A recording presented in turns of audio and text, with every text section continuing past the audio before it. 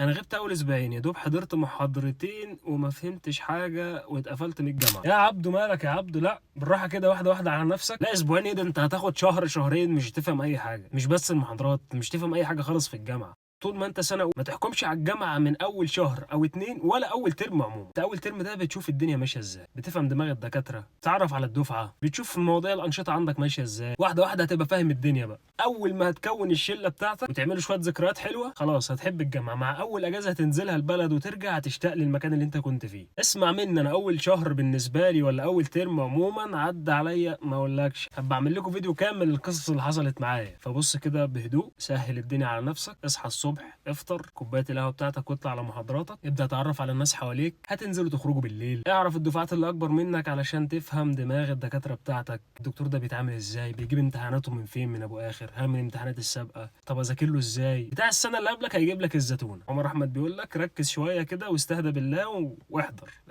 عيب لما تكون بتسمع الفيديوهات بتاعتي وتعمل كده. والفيديوهات اللي جايه بقى هرد على الكومنتات اللي زي كده وهطلعها عندي ان شاء الله. كل يوم هنرد على كومنتين، فعايز استفسار خش ابعتلي. اشوفكم فيديو جديد.